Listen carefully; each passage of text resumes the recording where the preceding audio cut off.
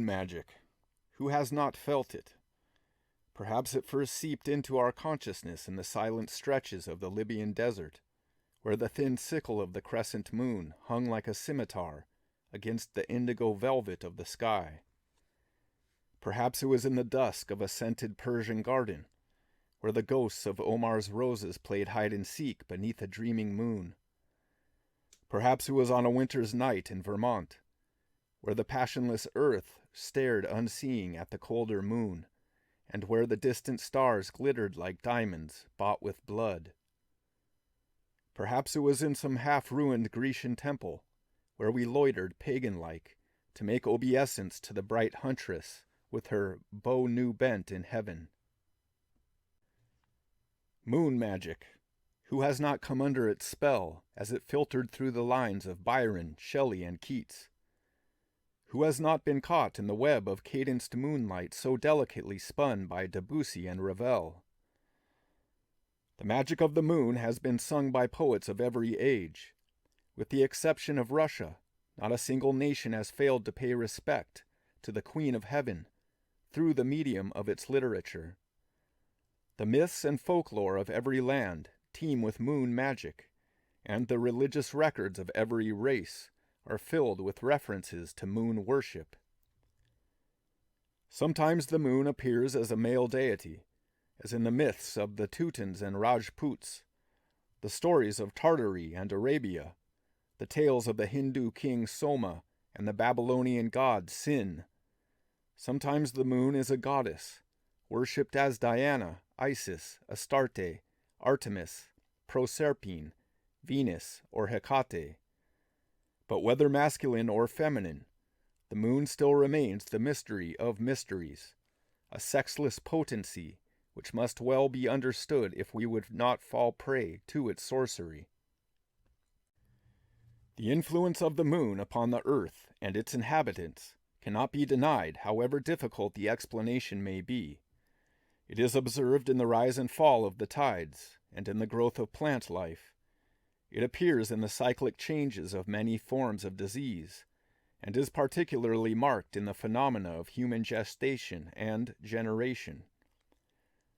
These facts were well known in the past, and have always been the subject of much speculation. Aristotle discussed the influence of the moon upon the human body, and Hippocrates recommended that no physician be allowed to treat disease without a knowledge of astronomy. As far back as 1784, Dr. Balfour wrote a book about the moon's influence upon fevers, and 40 years later Dr. Laycock testified that epilepsy, insanity, and asthma were strongly influenced by the lunar phases. It is a matter of record that the pestilence which devastated Noyen in 1636 increased in violence as the moon waxed, and that nearly all who contracted the disease during the full moon failed to recover.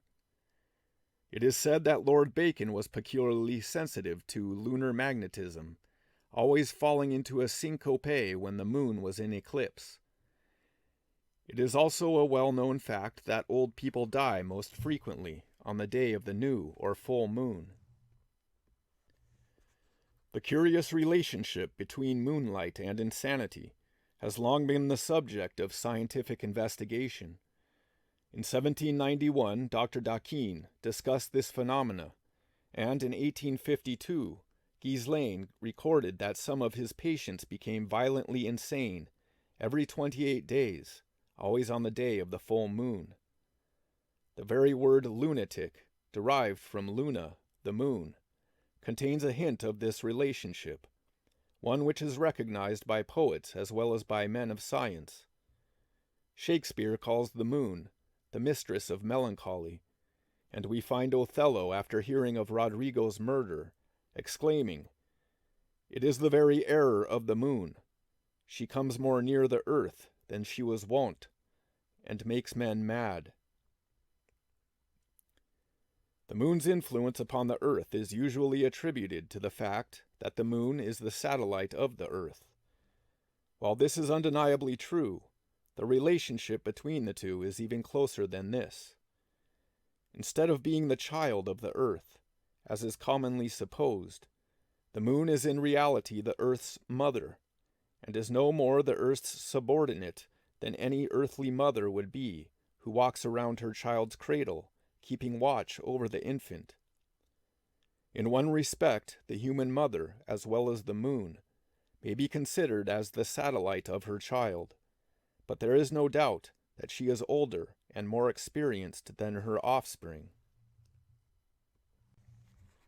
According to the teachings of Theosophy, the moon played an important part in the formation of the earth and its inhabitants. At one time, it is said, the moon was as much alive as our own earth is today. At that time, it was a complete entity, energized by the soul and mind forces of the beings whose habitation it was. Like all other entities, its life term was limited, and death eventually ensued. Then those energies which had made the moon a living body departed to form the nucleus of a new body, the earth. The moon as we see it today is therefore only a slowly decaying corpse, disintegrating like any other form from which the animating soul principle has departed. But life still works destructively among the decomposing particles of this planetary corpse, and the emanations from these particles affect everything they touch. Sometimes these emanations have a beneficent effect. At other times they are maleficent. In the case of many forms of plant life, the moon's rays are helpful to growth, while these same rays are poisonous, if not fatal, to some human organisms. The maternal relationship which the moon bears to the earth reflects itself in the mother function of women. The feminine physiological function is governed by the moon. The, quote, period of visibility and the period of parturition are likewise determined by lunar calculations. Conception is regulated by the moon, as every real astrologer knows. The Greeks and Britons advocated the full moon day for marriages and births, and weaned their male children during the waxing of the moon, and their female children when the moon was on the wane. Diana, the moon goddess of the Greeks, presided over childbirth and, as the Cretan Dictana, wore a wreath made from the magic plant dictamnon. During childbirth, the women of Crete were covered with this plant, whose roots were first placed within the precincts of the goddess, if possible under the direct rays of the resplendent daughter of Jupiter.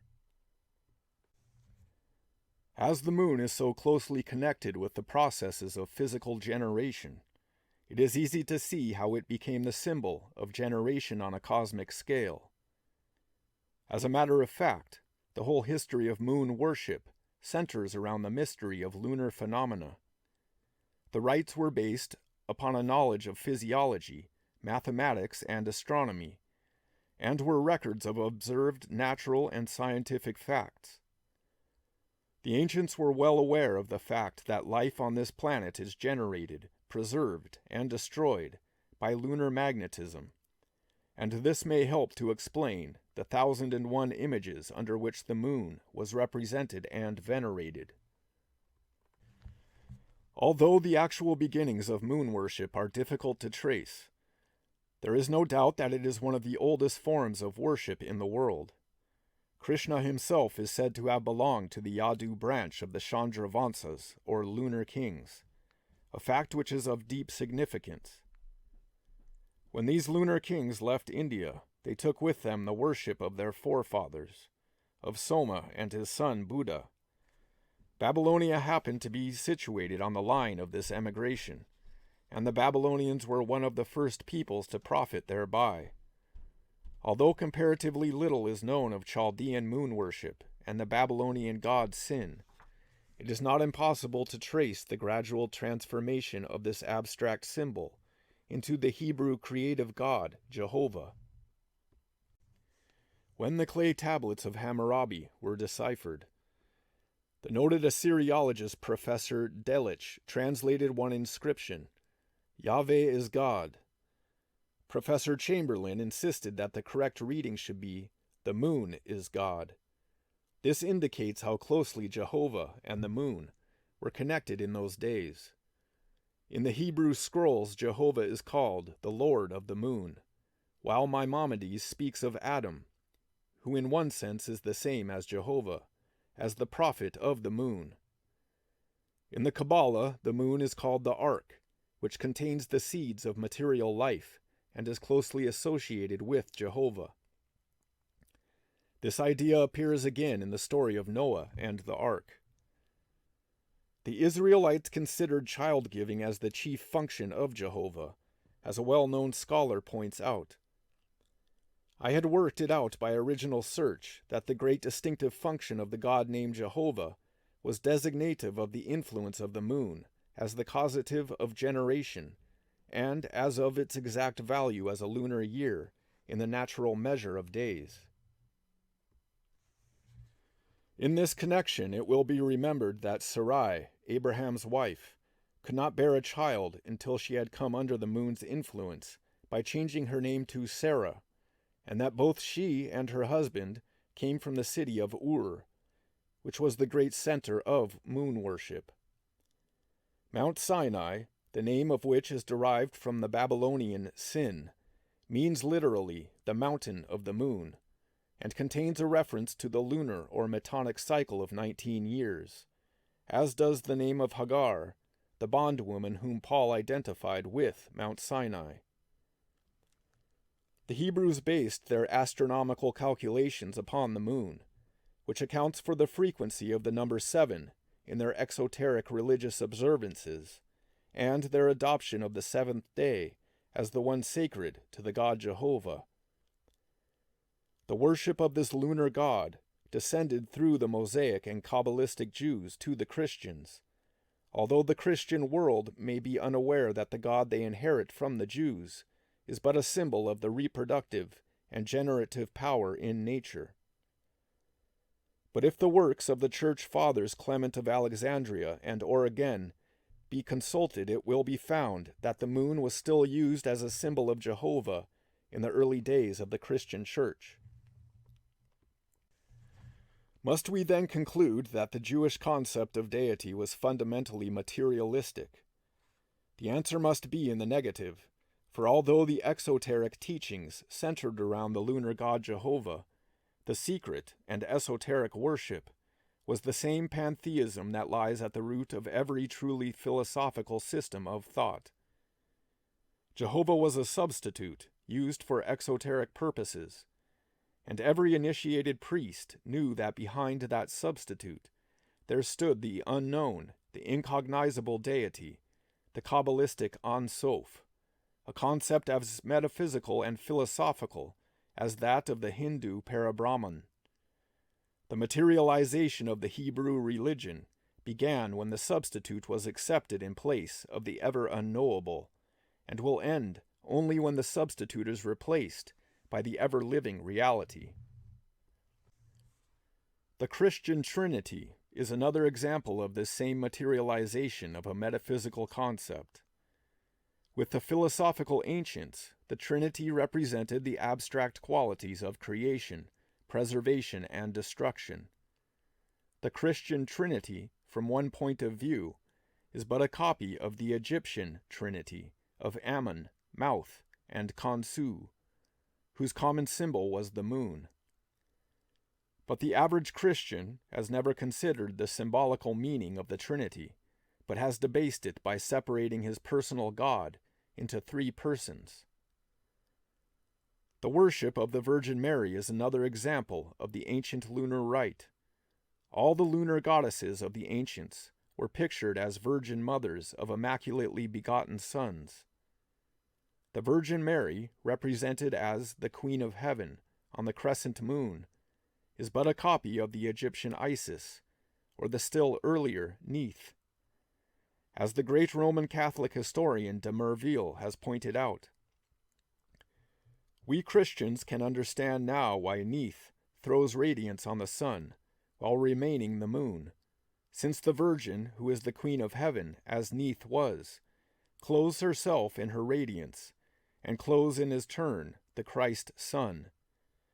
We understand also how it is that the famous inscription at Sais should have stated that none has lifted my veil, considering that this sentence, literally translated, is the summary of what is sung in the church on the day of the Immaculate Conception. A definite order of moon worship was formed in the 4th century of the Christian era, and the lower classes of the Middle Ages openly worshipped the moon, identifying her with the Virgin. Even today, some of these relics of moon worship still appear. In Scotland generally, and particularly among Highlanders, it is a custom for the women to make a curtsy to the new moon. English women also have a touch of this, sitting astride a gate or stile on the eve of a new moon and saying, "A fine moon, God bless her." In the Austrian Tyrol, the peasants still consult the moon before commencing their tasks in the field, the stall, or the house, and always cut their hair on the wane of the moon, so that it will not grow too quickly. In Scotland it is said that some women will not even comb their hair during certain phases of the moon. These relics of moon worship are by no means confined to the ignorant peasant. Every time a person celebrates one of the, quote, movable feasts, he is unconsciously perpetuating a lunar rite. Anyone who hesitates to look over his left shoulder at the new moon is tacitly confessing that for him, at least, moon worship is not yet extinct. Many of our well-known nursery rhymes contain a wealth of lunar symbolism. The apparently senseless jargon, "Hey diddle diddle, the cat and the fiddle, the cow jumped over the moon," is one of many examples. The association of the cat with the moon dates back to Pasht, Isis, and Diana. The cow was connected with and symbolized by the moon for the simple reason that the period of parturition in cow and woman is the same, both being governed by the moon. The story of Jack and Jill is only a lunar myth in modern dress. It comes from the Scandinavian story of Juki and Bil, Hajuki referring to the waxing of the moon, and Bil to its wandering. The pail of water which they carried up the hill refers to the rising tide, while their subsequent downfall pictures its ebb. And so we see how moon worship still persists even in this scientific age, and how the ancient lunar myths still continue to be perpetuated from generation to generation. But let us not conclude that the symbol of the moon is but a fantastic relic of ancient superstition. Nothing could be further from the truth. This symbol is of profound significance to the scientist, the anthropologist, the astronomer, the ethnologist, the philosopher, the poet, the artist. 7 keys must be turned before the symbol of the moon will yield up its final secret. The anthropological or physical key has already been suggested. The astronomical key is hidden within the symbol of the cat. The astrological key may be discovered by studying the 28 mansions of the moon, as found in the zodiac of the Copts, Egyptians, Arabs, Persians, and Hindus. The racial key is found in the records of the races which preceded our own.